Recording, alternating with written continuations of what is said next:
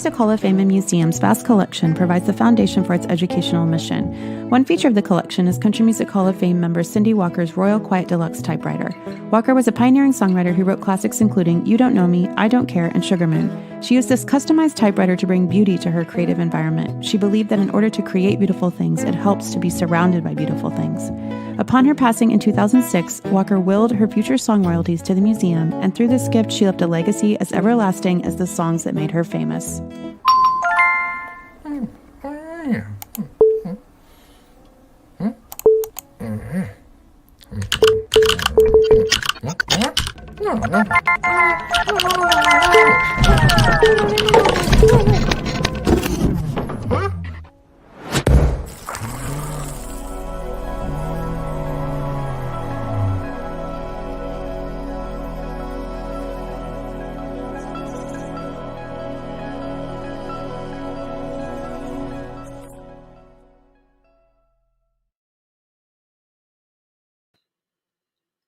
Hi, everyone, and welcome to this year's Southern Festival of Books. On behalf of Humanities Tennessee, I'm your host, Lauren Turner. I make music as Lou Turner and host a literary-themed radio show each week on WXNA-FM called The Crack and Everything. And if you're joining us tonight via Facebook Live or YouTube and you wish to ask a question during the Q&A, please make your way over to the festival site, which is humtn.org/SFB. That's the Humanities Tennessee website. Or you can download the festival app. And I want to thank Patrick Schaffner and Alexis Stevens from the Southern Festival for providing tech support and every other kind of support tonight. I'm so excited for this conversation with two very cool people who made a very magical book. And it's my pleasure to introduce them. We're joined by author and musician Spencer Tweedy of the band Tweedy, among many other projects. Hey there. Joining us live from Michigan. Is that right? You said from Michigan. Yes. Yeah, from Michigan. And Spencer's collaborator in the project, Lawrence Azerrad of LAD Design in downtown LA's Art District. Hey there, Lawrence. Hey, how are you? Doing good, doing good. Chugging along. And the photographer for this book, Daniel, is on top of a mountain somewhere, cannot join us tonight, but we're sending him our best. And we're here to talk with Spencer and Lawrence about Mirror Sound, which is a book coming out on October 20th. And more than that, it's an incredible kind of project. It's like a photo safari into the studios of some of today's most dynamic artists, from Mac DeMarco and Sharon Von Etten to the late, great Emmett Rhodes. And it's kind of a compendium of interviews on self-recording and an examination of how people record and produce music on their own. And it's sort of coincidental that it's coming out now during these largely at-home times. So I'm excited to talk a little bit about that later. Again, the book comes out on October 20th, and you can buy it from our very own local bookstore, Parnassus, who we'd like to thank for being our official bookseller of the festival. Thank you, Parnassus, you rule. Before we begin, I'd like to invite everyone to listen along to some of the artists we're going to talk about via a Mirror Sound playlist that Lawrence composed via Spotify. Thank you. And I think it's going to be posted in the chat for you. So feel free to listen along while Spencer and Lawrence share about the book. And I'm going to start with some questions, and we're just going to open it up to a larger Q&A here in about 30 minutes. So be thinking about your questions, folks. Well, guys, thank you for being here. I'm so excited to chat. Great to be here. As I mentioned previously, this book is almost like a tour diary, exploring the studios and home recording processes of artists. And there's a diverse range of artists as well, from younger indie musicians like Frankie Cosmos and Milo to home recording veterans like Emmett Rhodes and Yuka Honda and Suzanne Ciani. So can you tell me a little bit about where the idea for this book came from and kind of how you set out to capture such an array of artists and spaces and perspectives? Yeah, definitely. The idea gestated over a period of a couple of years, but the original kernel had to do with my experience in high school learning how to engineer, building a little bit of a home studio in my bedroom in my parents' house, and this initial moment of wonder when I realized, or when it became clear to me that you can make a record at home. I thought that, yeah, of course people can make a record on a 4-track, or they can use GarageBand or whatever, but I didn't know that you could really make a record and share it with people and let that be the real thing, working by yourself. So that felt super, super liberating. And as part of sort of the secondary realization after that was that it might be interesting to share stories about that, because I think a lot of people have had that experience. A lot of people love music and have no idea how it's made or what the processes are behind it. And I think it's I think exploring those processes through people who work alone or who work in a more you know, with just a few close collaborators is kind of the funnest and maybe the clearest way to reveal how records get made. So that was the springboard. So cool. And then as Spencer and I like started to gestate with the idea, it kind of became a little bit about people having agency to kind of create on their own, and just the idea of just that you can do this, and self-starting, and really trusting yourself and forcing yourself into challenge and discovery, and finding ways out of that. So it just became kind of like a nice direction out of just from recording to this idea that this kind of creative spirit is within many of us if you look for it. Beautiful. Yeah, thank you. Something that stood out to me about the book is how it kind of focuses, like you said, on a self-creativity and a self-made environment. In the foreword, Carrie Brownstein calls it the broadcast of selfhood, which I thought was really cool.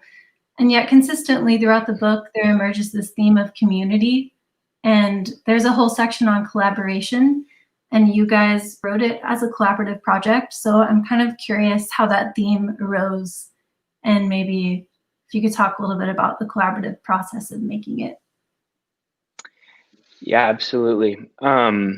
Well, just to speak first about that section about collaboration, it occurred to me that, or it occurred to us that with a subject matter, or with all this talk in the book about, you know, striking out on your own and not waiting for permission from gatekeepers to do what you want to do, and solitude, like how working alone influences all these artists' sound, we realized that it would be, we were maybe in some territory where it could sound like we were saying people ought to be antisocial, or they ought to pull themselves up by their bootstraps, and all this kind of, I'm just going to go straight up political, all this nasty Ayn Randian stuff that I really don't believe in. I think it's really, it's anti-communal, it's anti-sharing and helping, and just like anti-everything that we love about a music community.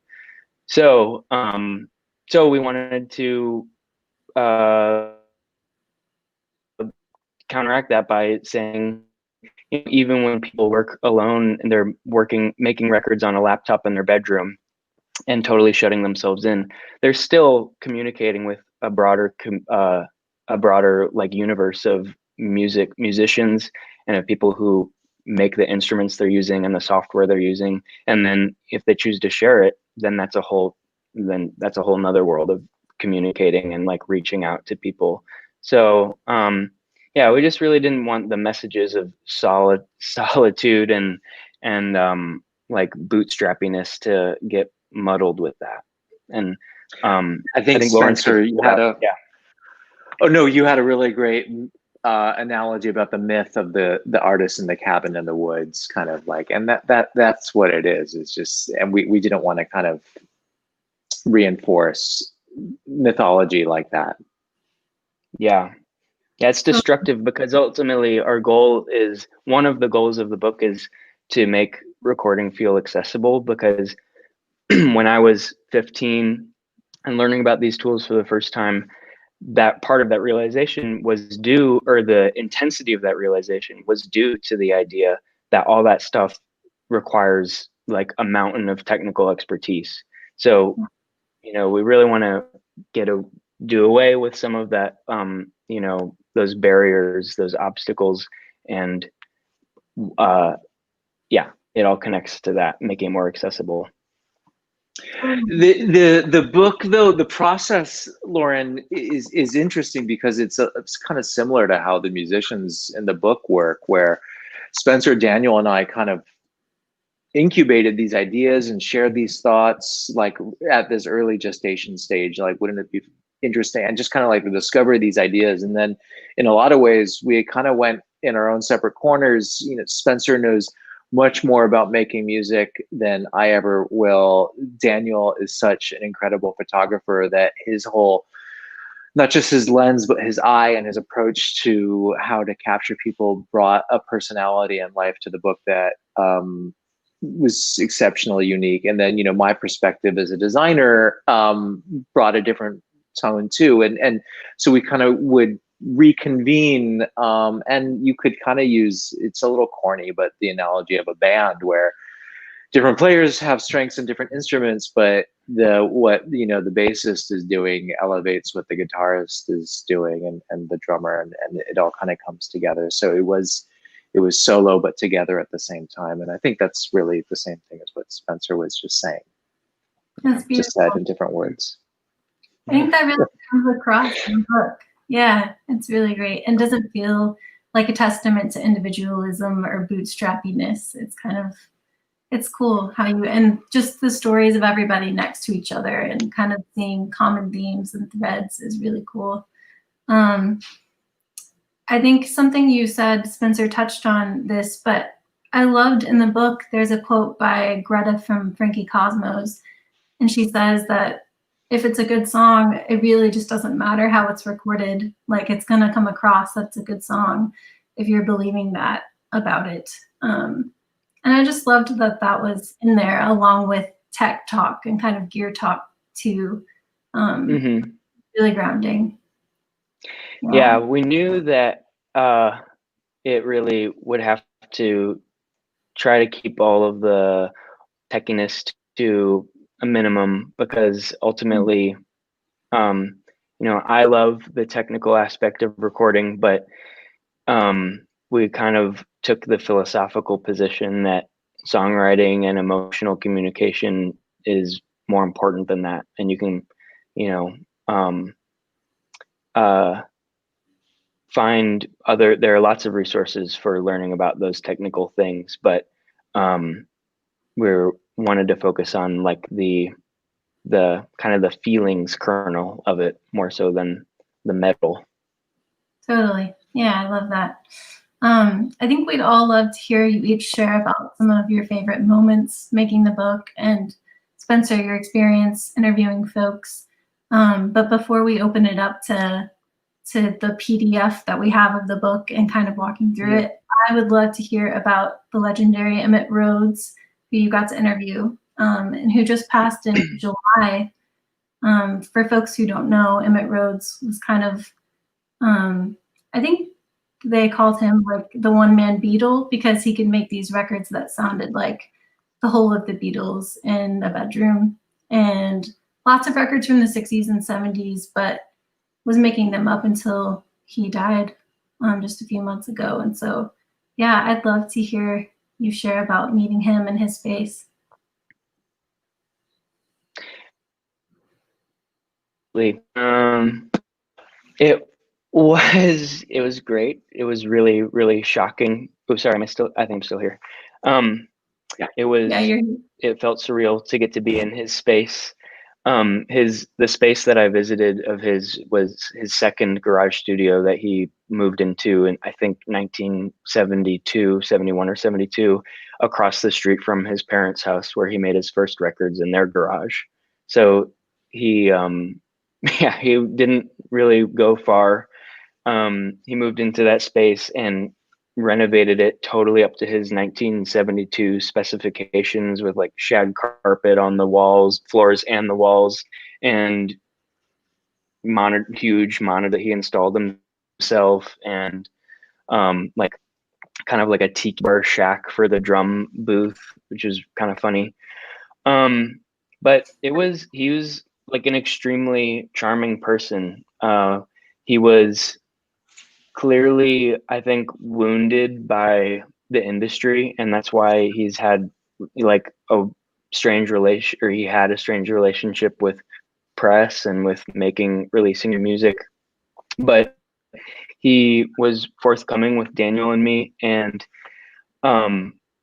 he was just clearly a super like bright person. He was even I have to be brutally honest, I don't think he was taking really great care of himself, and which isn't to blame him for what happened to him in July, but I don't think he was taking great care of himself. And even in that state, I thought he looked like the Dos Equis man. Like, he was handsome and could have been on some sort of, he could have been back on Top of the Pops or something, like singing a song he wrote. So he was just a really inspiring person. That's so beautiful. I mean, one of the tasks I was faced with was kind of picking some of the best pictures to include in the book, and sometimes it was easy, sometimes it was hard. With Emmett, every photo was just there was just so much.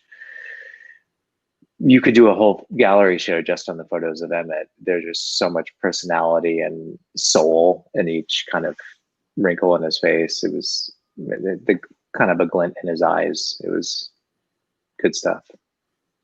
That's so cool.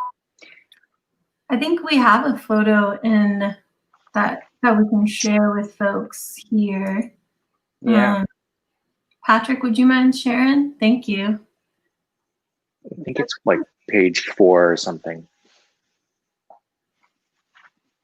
So for those of you tuning in, this is kind of a sneak peek of some of the favorite shots from Mirror Sound. And it's definitely not page 4. there we are. There he is. Yeah. Look at that guy. I mean, not to make it all about his physical appearance, but he was just like, I don't know. There's something super cool about him. They're in 1964 and in 2019. I mean, like, totally handsome, but like in this like poetic, like artist kind of way. Also, like, honest emotion. Just, I mean, that's Daniel. He captured that second, but even in sadness, looking beautiful. What's going on in the studio photo with this light? That is a light fixture that he made himself out of like scrap metal parts, and it's sort of like a stick figurine. Little light sculpture. So cool. His studio was full of a lot of stuff like that, full of a lot of homemade like tools. There were some drum triggers I saw on the shelf that were made out of plastic plates and contact microphones. And wow. Interestingly, most of his equipment is like pretty consumer grade. He didn't have, maybe at one point, but at least by the time I was there, he didn't have the like vintage Martin guitars and vintage drums and super nice stuff that people with his experience would probably have today, which I found was interesting. Like, he was making those records that we love so much without the things we would assume him to have. And another interesting thing about talking to him, just because I know you were curious about it, Lauren, was he seemed like he was conditioned to talk about the really early days, because I think most people who talk to him probably only want to hear about that, which was fine, because Daniel and I certainly were excited to hear those stories about playing on the, what's it called? The Hullabaloo something, different super hip clubs on the Sunset Strip in LA when he was like 14 years old. But I think that was part of his not totally comfortable relationship with the press, was that there was always a glory day that people were focusing on at the expense of everything else he did. Wow. Yeah. That's so cool that you got to kind of pick up on that and spend time. I would love to flip through the rest of this a little bit. Are there any other shots in here, some kind of favorite moments of the book that you'd like to speak about? Well, we could, like, there's not that many pages, go through really quick from the top and just have a word. Also Emmett lived in El Segundo, which even just where he lived, here in Los Angeles they call him the Beetle of El Segundo, and that's like this weird suburb right by the airport. It's just like there's just like an honesty of, also made famous by the Tribe Called Quest song "I Left My Wallet in El Segundo." But That's a good reference. That's a good. It's if you're from LA, let's just go to page 2, Patrick, please. Thank you. So this is what it looked like from the design aspect of editing the photos.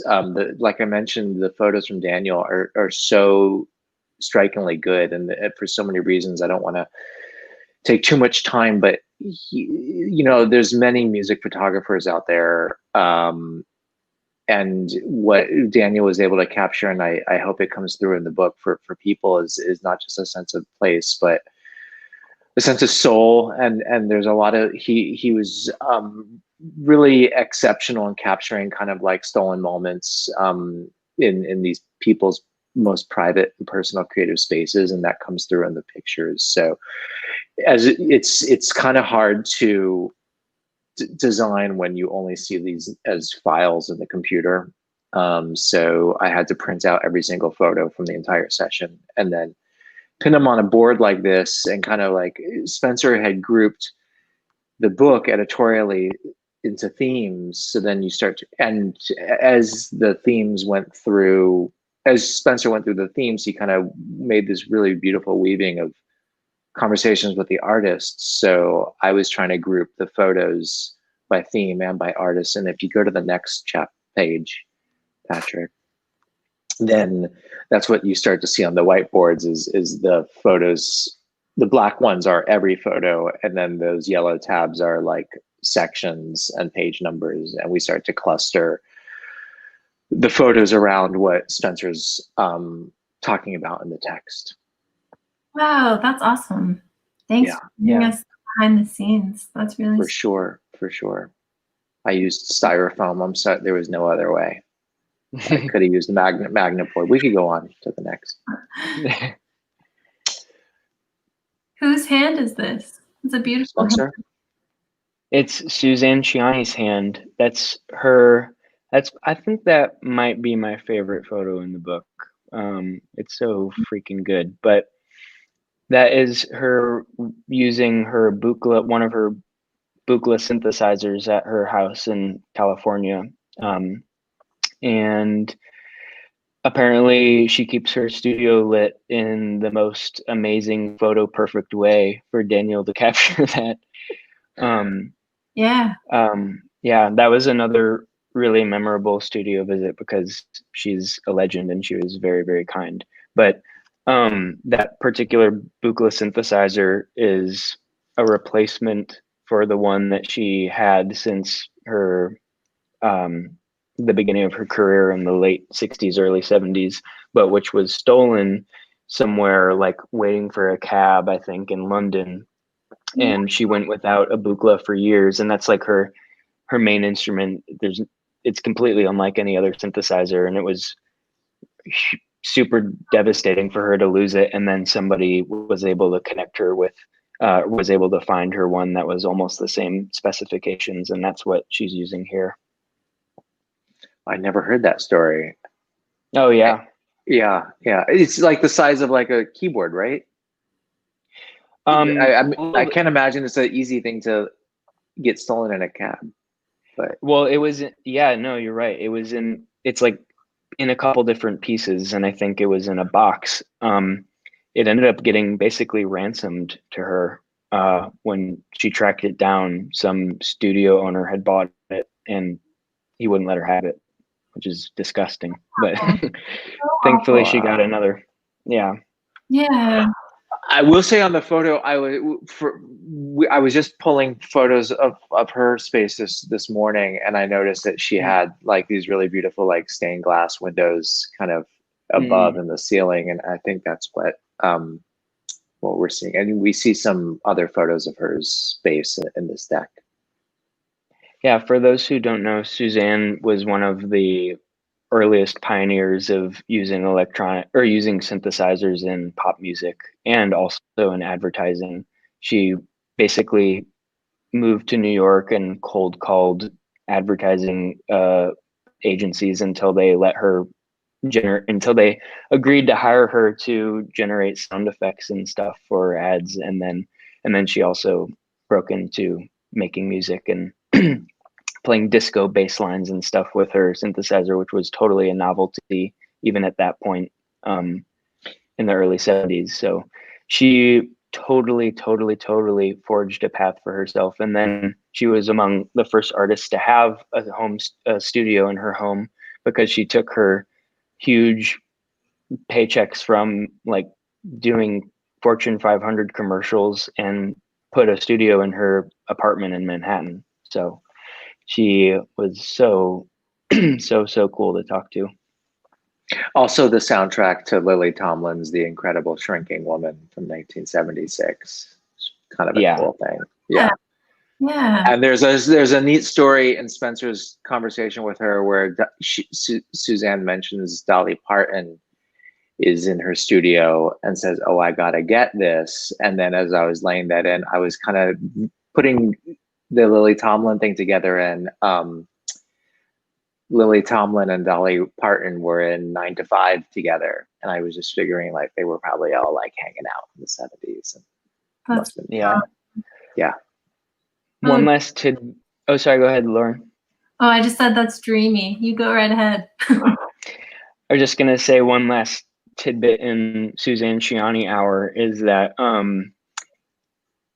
she actually worked in the factory that made Buchla synthesizers for a little while she was studying at Stanford. I think one of the major schools on the West Coast, and she met Don Buchla, the guy who invented sort of the West Coast school of theory of music synthesis, and worked for his company soldering products and on the assembly line before they went out, which I think is super unique. There probably aren't many musicians who can say they were a factory employee on the floor where they made the instruments that they use. And this is Suzanne's backyard that Spencer's having a chat with her at north of San Francisco. Wow. 40 miles or so. I think it's pretty shabby, to be honest. I think it's a little I don't know. Yeah. All that ocean air.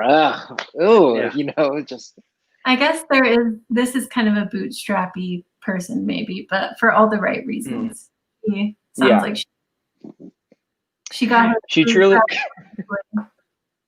Yeah. I mean, no doubt she had. I mean, like, she had to have help from people who agreed to, open the gate a little bit, but only thanks to her tenacity. You get it. Yeah. Amazing. And what else do we have here? Yeah, Patrick. Beautiful. That's Leticia Tamko in her apartment in LA. Her artist name is Vagabond, and she's awesome. She kind of started making music because she was in the DIY venue scene in Brooklyn and was looking at her friends making music there and was really inspired, or I think had always wanted to play music and was playing guitar on her own, but then really was introduced to a ton of records and a ton of stuff through them, and then basically made like a classic sounding indie rock record out of nothing by herself, in her apartment. And like really early on into even learning all these other instruments that she was picking up. And today she's got a lot of stuff out and it's super versatile. She's like, she can do anything. She's really cool. And she has a degree in mathematical or electrical engineering, like Wow. on top of all of that. Yeah. Wow. Yeah, the music was kind of just like the side thing to the engineering science degree, mathematical Yeah. engineering science degree. Yeah. And this is another good boot on the theme of bootstrappiness or anti-bootstrappiness. Leticia did find her first interface on the curb in New York City, literally in somebody's trash. So Wow. maybe sometimes the bar to entry is that low if you can find an interface on the ground and Yeah. start using it. Folks in Nashville, pay attention. That's probably likely around here. Yeah. I love the yellow. Yeah, that was we just as a page chapter divider treatment, just as a duotone to kind of let you know that you're we use kind of color in these bold ways throughout the book, and all the interviews in the back are kind of color keyed into this one single color, and but just when you change chapters, we do this kind of bold splash. There's other pictures of her where you could actually see it, and she's on the cover of the book. But we could go on, Patrick. Oh yeah, That's that's Melina Duterte on the left, who goes by Jay Som, and that's Josh Carpe on the right, who goes by Cautious Clay. And Jay Som makes just awesome indie rock records nowadays. I think with some friends, when in a little bit more of a bandish collaborative environment, but works alone and mixes all her stuff and engineers it. And Josh makes great sort of beat driven music from his apartment in Brooklyn. And yeah, they both have totally different processes, and it was really cool to learn from them about how they make their records.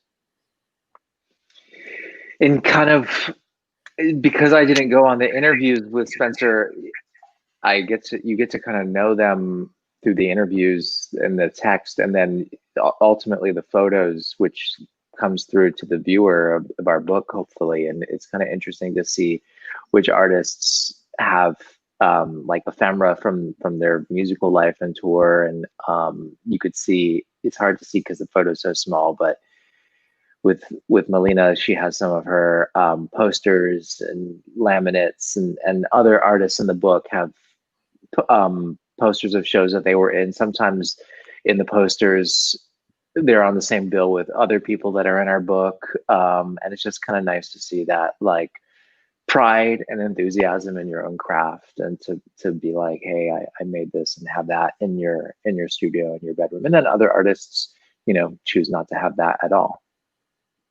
Yeah. That's so true. Yeah, very cool.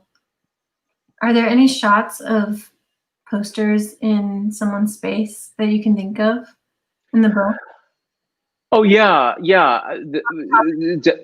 I mean, but not in this PDF, but like, yeah, Jay Som has some, and then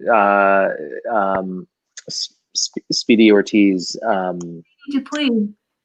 Yeah, she has some in her studio, and I think in your studio it's appropriate. In the living areas, sometimes maybe you want to draw a line, work-life boundary. Sure. Yeah. Yeah. Cool. And who is this? That's Sam Owens, who records as Sam Evian, and he lives in upstate New York on this really idyllic looking creek area. This is just like down a little hill on near where he lives. And Sam's story is interesting because he originally wanted to be kind of a mainstream traditional studio engineer, and he did that for a couple years in LA and New York, or for more than a couple years, like 10 years, engineering for label projects and whatever the studio gave him and stuff like that. And in the past few years, he's kind of realized that he much prefers to make music uh, by himself, or to at least to work in a more intimate environment where he can mix at home, or without all of like the, I don't know, just the fancy trappings of traditional studio life. Not that he looks down upon it, but basically he's scaled back and moved out of the city and just trying to work with friends and people who like he really cares about. So yeah, that really exemplifies the Mirror Sound lifestyle. Spencer and I were writing this synopsis for a different publication this last night and this morning, and we were kind of honing in on the theme of how the spaces reflect the artistic personality and vice versa. And like Spencer used the word organic in describing Sam, but not only is it up in the woods, but the house is like this really beautiful kind of wood, lots of wood and natural, and just kind of like not quite barn like, but and it's just kind of interesting to see what kind of spaces people are drawn to and how that kind of echoes in their artistic personality. And it's almost like a chicken and egg kind of situation. You know, are they drawn to the place because they're like that type of artist, or are they up in the woods and that kind of influences their music in a way? It's kind of like a little bit of a recursive circle, but it's nice to see everybody's environs. Yeah. Yeah. And I did fall into that creek. Oh no. I'm sorry for laughing. What happened? No, just slipped on a rock and got a little soaked, but it wasn't that bad. Yeah, I mean, if you go back, you could see how much moss is on those. I mean, yeah, like that. Those are some very mossy rocks. So I say, Though. yeah, shallow, Yeah, but it's really nice. Yeah, amazing. Well, I think we have time to peek through a couple more. we could maybe go a little faster. Oh yeah, Spencer, you could. That's Bob Bruno of the band Best Coast, and he's also played in lots of other bands over his long career, but he probably wins the award for the densest studio we visited, and just tons of synthesizers and drum machines and guitar pedals, like you can see stacked up and actually pretty tidy on his shelves, but everything is plugged in excuse me, all the time, because Bob, like a lot of artists we talk to, knows that like if you have to set it up every time before you want to use a tool, you might not do it. Like the lower you can make the energy required to get started on a song, the more likely you are to do it. So all of Bob's stuff is plugged in and routed to his like his computer or his recorder and his speakers all the time, so you can just get going. And that's his cat named Little Dude, who's super cute. Little Dude, amazing. That's Ty Segall on the left in his house near LA, and he had actually just moved when I visited him, so he didn't really have his full studio set up, but that ended up being kind of an instructive moment for the book, because he was saying, I don't have everything set up the way I want it right now. I don't have my dream stuff or all of my stuff out of storage, but I have just this drum machine and this rack of effects that I have and this electronic drum kit, and I'm just going to use these as my palette. Like, he was making improvised recordings there with that setup. Just sort of using that as a limitation and as an opportunity to see like how to make it positive, like what he could make with just having those tools available. And on the right, that's Jonathan Rhodes' studio in California and his less than perfect cable management. I relate to I think looks perfectly awesome. Yeah. I mean, I see one question came in. How do we decide to interview, who to interview for the book? And Spencer did we all just wanted to have such a spectrum of voices and people. We tried really hard to force ourselves to be diverse geographically, musically, genderly, and then sometimes our editor helped us push us even further. Yeah. We used. Oh, go ahead. Oh, that just really comes across. I think one of the first things I noticed is just genres and backgrounds and ages. It's really, I don't know, I love how it pulls from so many different contexts. That makes me really gone happy. International. Well, please. Yeah. Yeah. Joke. Yeah. But we didn't have the budget. That was a barrier. Yeah. We would have definitely loved. Well, actually, Juana Molina is in the book, thankfully, and she lives in Argentina. It would have been nice to have gone even further, and because everybody of all different identities and people all over the world make records on their own or make records outside of traditional studios. But I'm really glad that it seems that way to you, Lauren, because the last thing we would want to do is like enforce the idea that you got to be a young, look like me to make a record. So, yeah. Yeah, I think we just had a follow-up question kind of on that note. Mm-hmm. Did the interview not make the final cut that you wanted to include? No, not really. They're all in there.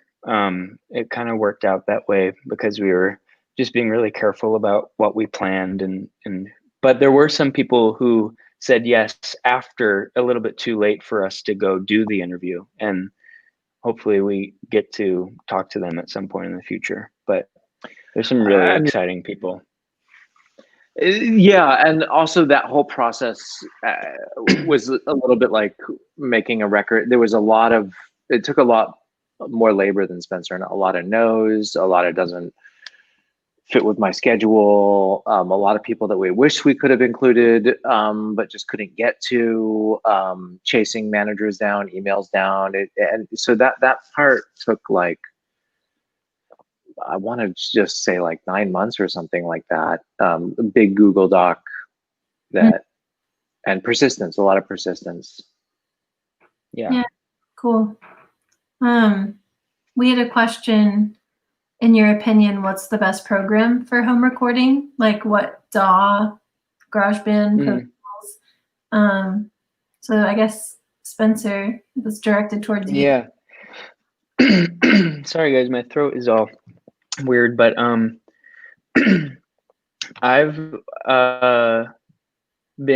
actually going through a transitional period with that question in my own life right now, kind of starting to use Apple Logic for the first time after having used Pro Tools for a long time.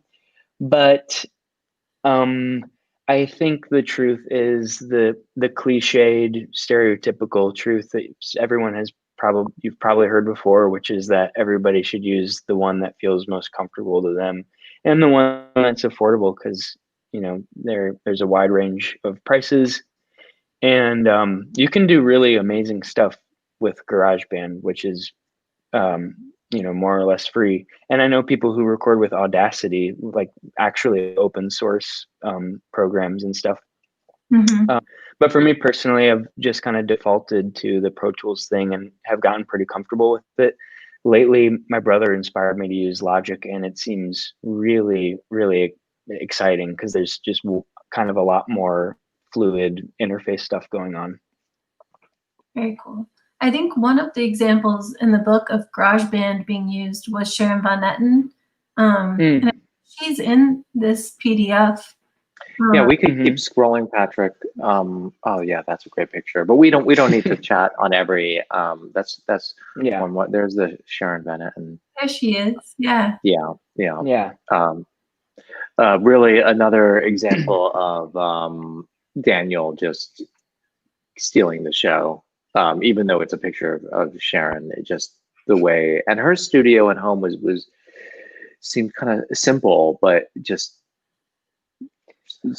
beautiful with light and stuff. Definitely. And that's what the interview looks like. So beautiful. And, I was thinking we should make and that's Open Mike Eagle and Sadie Dupuis from Speedy Ortiz. And the pictures of her studio are cool because she has these like string lights that are like a lot of string lights in the whole book. I think that's like, there must be in a manual, like when you're setting up your studio, get an oriental rug and string lights. But she had like these blue string lights. So everything in her studio kind of had this blue glow and it just looked really cool. That's amazing. And safe. Yeah. I think that's the last picture. Yeah. So if anybody has any more questions, feel free to throw them in. But I have a question about, I guess since the pandemic this year has been all about creating a home for a lot of us. And I'm wondering how the quarantine period is kind of, if it's affected your view on the book, kind of changed any of the way you've thought about it. Yes, I think unfortunately it's more relevant right now, and maybe even more on self-recording might be more top of the mind for musicians who are now finding themselves without the ability to play with their band or to play live shows or whatever.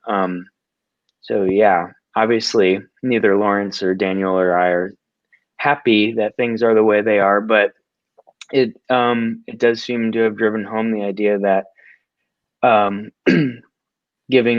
setting yourself up to realize some musical goals that you have on your own or like in an environment that you control more than you control going to rent a studio or something, makes it so that you can probably make music in a time like this. Or yeah, I don't know, that's all a bit obvious. Lawrence, do you have any insights on that? Well, it's this idea that I think that many of us have come to discover through the circumstance that you can do it on your own, and pandemic or not, it's about just starting and doing and believing in yourself and pushing yourself and following through on that. I've always worked from home for 20 years, and so when the pandemic started, it wasn't other than my wife now working from home too. It wasn't, which I love, wasn't that different. But I think it's really about celebrating and sparking others to take that first step and believe in themselves and the creativity that they, just like Spencer said, that you don't need a big fancy studio. You can do it, and it doesn't take much to do it, no matter what the endeavor is. I'm going to start to feel bad for the big fancy studios. Maybe we should do a book like on The Village or something. No, I'm just joking, but it's about doing it wherever you are. Something that Bob Bruno said that really struck me was that music should not ever be stressful. and that recording shouldn't be a stressor.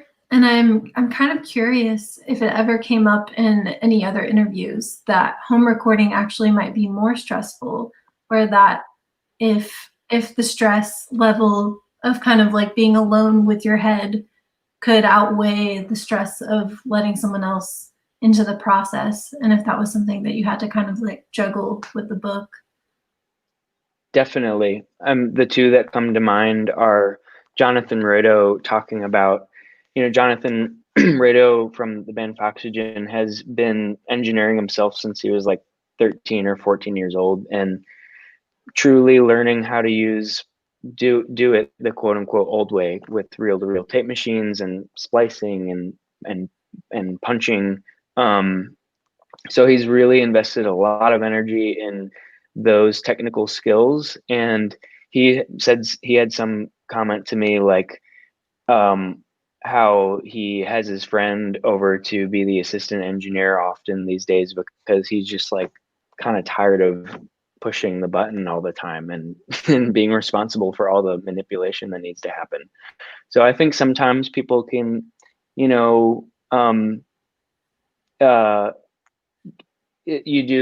it can take you out of the composition when you're needing to focus too much on setting things up and overseeing all the meters and gain structure and like those technical concerns. So I think people balance that. And then another one that comes to mind are Melina Duterte J. Som's comments about mixing by herself and having like falling into really unhealthy patterns of staying up till like 7 a.m. because there's nobody to say, I got to go home now. And that like how important it can be to rely on somebody else to check you and keep you healthy, or maybe even just to say, I can't handle it for this project. I really need someone else to take the reins. That's really cool. Yeah. I mean, the most obvious inverse of that is when you're at a big expensive recording studio, that pressure, because time literally equals so much money. But then when you're not paying that money, unrestrained freedom can be another kind of burden. Totally. Yeah. Very cool. Yeah. We had a question from someone else. How has the book impacted your own work? For me, it has. There are a couple just totally practical, concrete things it opened my eyes to, such as the idea of composing with rhythm first. I think a lot of people are familiar with the idea of starting with like a drum machine to lay the foundation of a song, or obviously a metronome.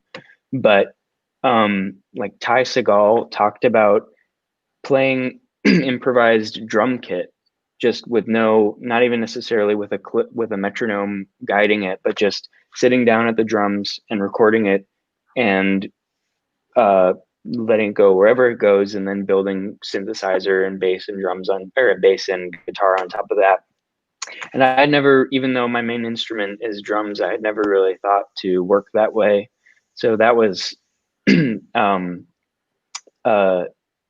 inspiring. And then apart from that, I think it's impacted my work just in the sense that when you see people who are working really hard, it makes you want to work as hard as them. It just gives you a little bit more strength to be like, even when this is a slog, it's worth it, and it's worthwhile.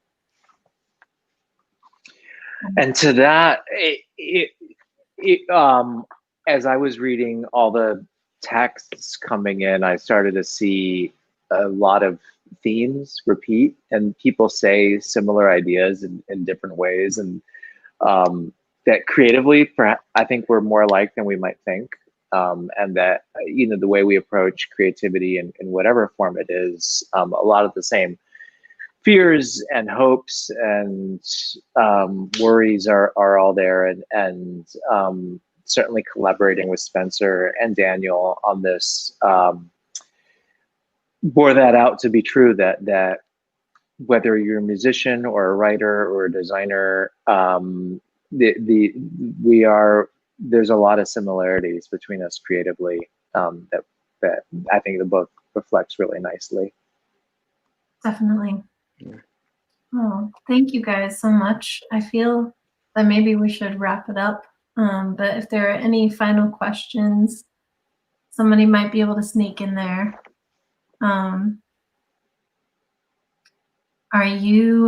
You said it's coming out on October 20th, yes? It's coming Yep. out October 20th.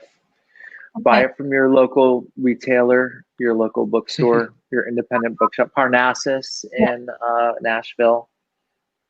And are you guys doing any kind of like big event on that day or streaming? Yeah, we're planning a virtual release, but sort of more like a variety show music thingy, with the Hideout in Chicago, whom some of you might be familiar with, on October 20th. So the best way to find out about that will be at thehideoutchicago.com, or just by following us on social media. We also have an Instagram for the book, Mirror Sound Book on Instagram, and we're feeding pictures. That's the name of our Instagram, right? Yeah. So, and we'll be feeding more information about our election, get out the vote, pandemic quarantine book fair special. Hell yeah. All of it wrapped into one. Yeah. Cool. Well, thank you guys so much for joining us. It's been so fun to talk to you. And I hope you find some peace in your week and stay well. You too. It's Thank great you to so be much, here with Lauren. you. Thank you, Lauren. Take care.